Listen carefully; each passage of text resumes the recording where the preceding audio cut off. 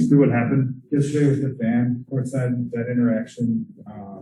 We kind of got to look at it. It's kind of what we could see. It seemed like it was going on for about a minute. What did he say to you? It was exchange of words, and I just want to get the guy out of the game. Did he say anything? It doesn't really matter what he said. He didn't threaten me, I didn't threaten him. It was exchange of words, got him out the game. Why did you gesture with your hand in that fashion? I was pointing at the guy. It was pretty widely interpreted as just giving you the chance. It was pretty widely interpreted as like a gun motion. Was that your intent? No. Recording in progress. This isn't the first time we've seen an NBA fan and a player have these negative interactions. Are these exceptions? I mean, we've seen it happen with other players. We've seen it happen in buildings. I don't know if it's been worse since the pandemic, but like fan behavior is something people talk about. Is this? Do you view this sort of as an isolated thing, or do you think things have gotten worse in terms of lines being crossed over the last couple of years? I think this is isolated. I don't compare it to things that happened in the past with other players or other sports. It's its own, it's its own situation. Big picture, we lost. I think everybody's composure was pretty cool.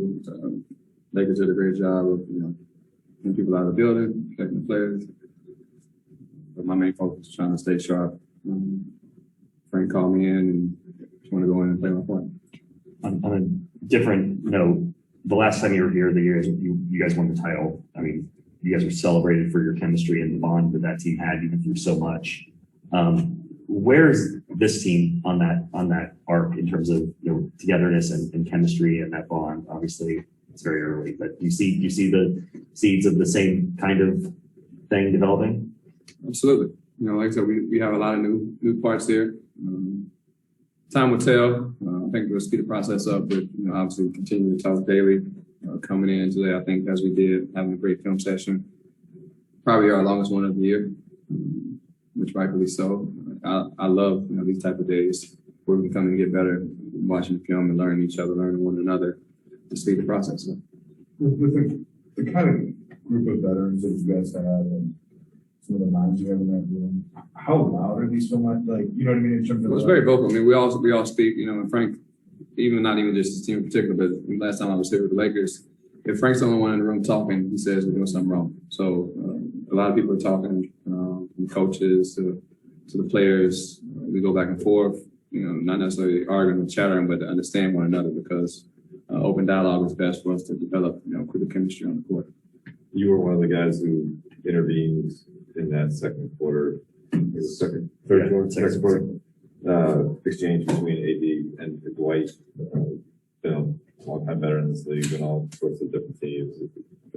Where does that rank on the scale in terms of abnormal team interactions or frustration when you're losing can happen?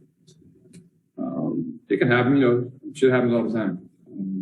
But nevertheless, like I said, those two guys, I wouldn't say they're best friends, but they get along very well. Dwight's my best friend. Some days, AD's my first best friend. Some days, other than that, two guys going at it, two guys want to compete. Frustrations happens on the court. Obviously we got to control things better, but at the same time, you lose and things are more magnified. The Lakers, it seems crazy, but at the same time, I think we're in a good place where we need to be as far as continue to get better. We've had some humble pie last couple of games and understand we're going to take everyone's best shot.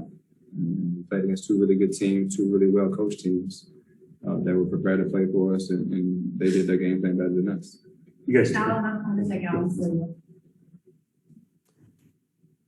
Hey, Rondo. Just quickly, the first two games, is it something specific that you guys are doing in those first two games that you're looking at in film session saying, okay, we really got to correct that? Or is it the fact that there's 11 new guys on the team and it takes a second to kind of gain some of that chemistry, timing, and everything else? Is it a combination of that, or is it more just, hey, these are things we know that we can correct over the course of whatever it is, 2 weeks or whatever the case? I would say it's a combination, but I think the first thing is the foundation. Our defensive principles, getting everyone on the same page, what we're allowing, what we're not allowing.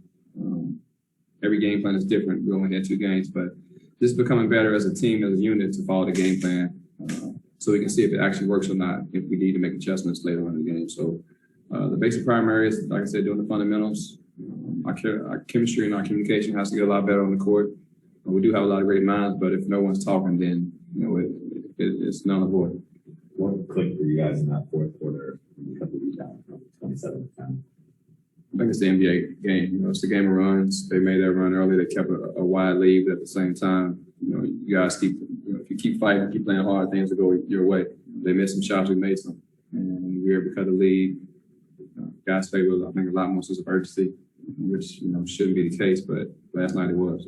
Every game is different, and we were able to claw back into a little bit, but they still had control to get the entire game. Frank mentioned that centerless lineup that he started out with, I guess, Melo or LeBron. Yeah. Five. What did you think of that group and kind of just the spacing and shooting with that lineup? I enjoyed the lineup. I think it was myself, Russ, Brian, Austin, and Melo. I think at one point, like I said, we have so many, different players. Our game could be, we can go big, we can go small. I think that's what's going to make us great at the end of the day. And I think that's what allowed us to be great in the bubble. We were able to kind of be serious, depending on what the personnel was needed. We were able to make adjustments, pull guys in, pull guys out. And I think we got the same thing for this year's team. Thanks, Seth. Appreciate it, guys. Thank you.